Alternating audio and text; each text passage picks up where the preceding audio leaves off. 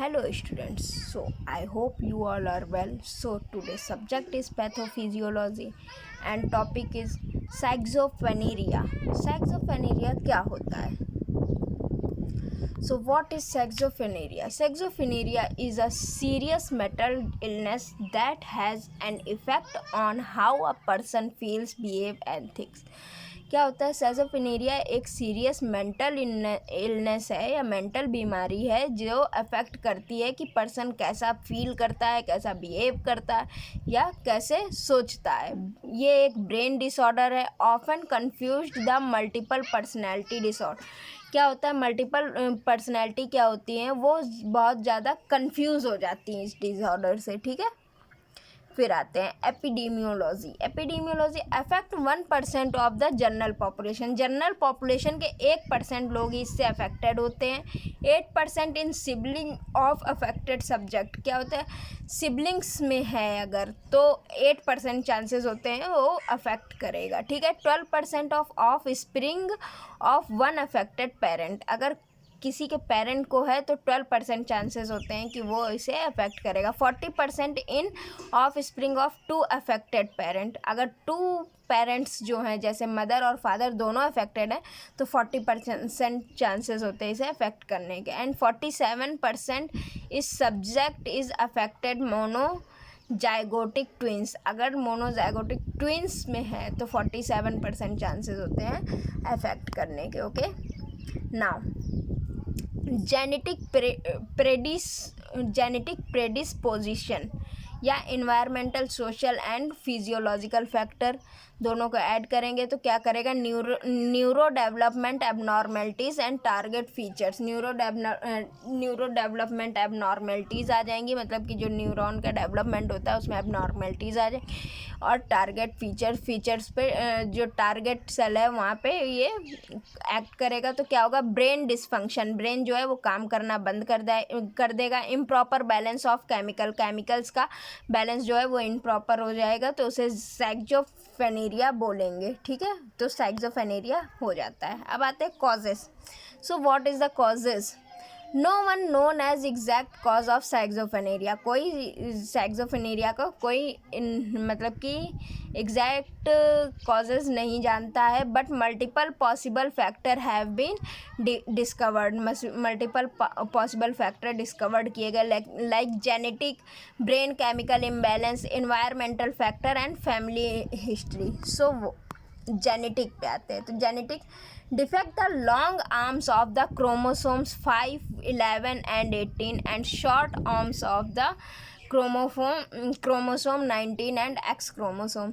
क्या करता है? लॉन्ग आर्म क्रोमोसोम की जो लॉन्ग आर्म लाइक 5, 11, 18 होती है और शॉर्ट आर्म क्रोमोसोम की 9 और एक्स होती है, एक्स क्रोमोसोम होते हैं, वो डिफेक्ट करते हैं. Increase the incidence of schizophrenia in subjected related to an affected person. एक अफेक्टेड पर्सन पे ये क्या करता है? सैक्सोफेनेरिया किसी सब्जेक्ट से रिलेटेड उसे अफेक्ट करने लगता है पर्सन को, जिससे वो इंसिडेंटली सैक्सोफेनेरिया घोषित हो जाता है. ठीक है. Brain chemical imbalance. Brain chemical abnormal production और reaction to the important chemical neurotransmitter dopamine and maybe others. Abnormal production किसी भी केमिकल न्यूरोट्रांसमीटर का एबनॉर्मल प्रोडक्शन होना या रिएक्शन होना किसी के साथ ही dopamine and maybe others, और जो अदर्स हमारे न्यूरोट्रांसमीटर्स होते हैं. Dopamine is responsible in sending message. Dopamine क्या होता है? मैसेज सेंड करने के रिस्पॉन्सिबल होता है थ्रू द ब्रेन के थ्रू. And affected how to brain perceives things. अगर ये इससे इफेक्टेड होगा तो जो ब्रेन होगा वो थिंग्स को परसीव नहीं कर पाएगा. Imbalance between dopamine and serotonin. Serotonin और डोपामीन के बीच में इम्बैलेंस हो जाए. ठीक है. फिर आते हैं इन्वायरमेंटल फैक्टर।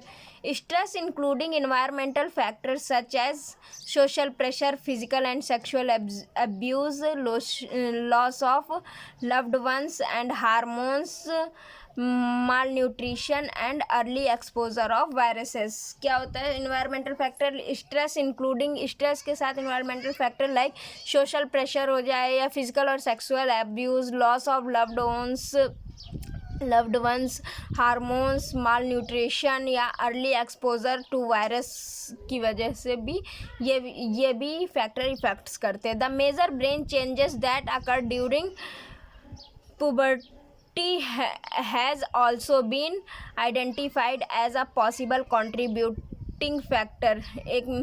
एक ब्रेन में मेजर चेंज आता है, इसके ड्यूरिंग क्या होता है ये आइडेंटिफाइड नहीं कर पाता है या किसी भी फैक्टर को पॉसिबल कंट्रीब्यूशन नहीं दे पाता। अब आते हैं family history. If one's mother, father, brother and sister has illness, अगर मदर, फादर, ब्रदर और सिस्टर्स में ये इलनेस है तो स्टैटिक्स शो 10% चांस होते हैं कि ये डेवलप कर जाएगी। ठीक है। इफ़ वंस ट्विंस और बोथ फादर और मदर, अगर ये ट्विंस में है या बोथ में, फादर और मदर में है ये डिसऑर्डर, तो प्रोबेबिलिटी ऑफ 40% चांसेस हैं इसके डेवलप होने के। ठीक है। फिर अब आते हैं हम सिम्टम में। तो क्या क्या सिम्टम होते हैं साइक्सोफेनेरिया के? तो 3 टाइप्स के मेनली सिम्टम होते हैं, पॉजिटिव सिम्टम, निगेटिव सिम्टम और कंजिनेटिव सिम्टम। तो पॉजिटिव सिम्टम में क्या होता है? Delusion, hallucination and competitiveness and insomnia. ठीक है। निगेटिव सिम्टम में क्या होता है? Affective flattening, alogia and anhedonia and motivation, apathy and asocial behaviour. ठीक है। एलोजीनिया मतलब क्या होता है कि अक्षमता, मतलब कि किसी काम करने की क्षमता नहीं रह जाती है, या पैथी मतलब होता है उदासीनता। ठीक है। और फिर उसके बाद हम आ जाते हैं मोटिवेशन में, किसी चीज़ के लिए उत्साह नहीं रह जाता है। ये सारी चीज़ें सिम्टम दिखाई देते हैं। फिर आते हैं डिसऑर्गेनाइज्ड सिम्टम में क्या है, या कंजिनेटिव सिम्टम में क्या है? डिसऑर्गेनाइज स्पीच जो होती है वो हमारी डिसऑर्गेनाइज हो जाती है, मतलब कि एक ऑर्गेनाइज तरीके से नहीं हो पाती है। थॉट डिसऑर्डर लाइक, मतलब कि सोचने ज़्यादा लगता है इंसान। फिर डीऑर्गेनाइज बिहेवियर जो होता है वो डीऑर्गेनाइज हो जाता है, या पुअर अटेंशन जो होती है वो हमारी। अब आते हैं डायग्नोसिस, कैसे इसे डायग्नोस कर सकते हैं? ब्रेन इमेजिंग फाइंडिंग में क्या है? सीटी स्कैन, एमआरआई या पीईटी करा सकते हैं। सीटी स्कैन में क्या है? Lateral third vascular and enlargement, reduction of cortical volume. Third vascular enlargement और रिडक्शन ऑफ कॉर्टिकल वॉल्यूम को चेक करेंगे। ठीक है। एमआरआई में क्या है? इंक्रीज सेरेब्रल वेंट्रिकल्स, ये देखेंगे कि सेरेब्रल वेंट्रिकल्स इंक्रीज तो नहीं हो गए। पीईटी में क्या है? Hypo activity and frontal lobes, frontal lobes की हाइपो एक्टिविटी। फिर आते हैं फिजियोलॉजिकल टेस्ट कैसे करते हैं? आईक्यू टेस्ट टेस्ट में क्या होगा कि इंटेलिजेंस जो होगी वो डिक्रीज होने लगेगी। फिर है न्यूरोसाइकोलॉजिकल में क्या होगा? Test consisting of bilateral frontal and temporal lobe dysfunction. इसमें क्या होगा? Deficits the attention and retention time and problem solving ability. क्या होगा? किसी चीज़ में अटेंशन मतलब कि जोर देने पे या ध्यान नहीं लग पाता है, या कोई भी एबिलिटी मतलब कि कोई भी प्रॉब्लम है उसको सॉल्व करने में सक्षम नहीं हो पाता है पर्सन। फिर क्या है? पर्सनैलिटी कैसे होगा? पर्सनैलिटी से कैसे चेक करेंगे? Projective test like abnormal findings such as bizarre ideation. Abnormal findings होती लाइक बिजर आइडिएशन होने लगता है। ठीक है। फिर 2 or more of the following must present. Hallucination होने लगता है, डेल्यूशन होने लगता है, या डीऑर्गेनाइज बिहेवियर या कैटाइनिक बिहेवियर होने लगता है, डीऑर्गेनाइज स्पीच हो जाती है, निगेटिव सिम्टम दिखाई देने लगते हैं। ओके। फिर अब आते हैं ट्रीटमेंट पे। तो ट्रीटमेंट क्या है, इंस्टीट्यूशनल केयर करी जा सकती है, एंटीसाइकोटिक ड्रग दी जा सकती है, या साइकोथेरेपी करी जा सकती है, या कम्युनिटी अप्रोच के थ्रू इसे ट्रीट किया जा सकता है। Thank you.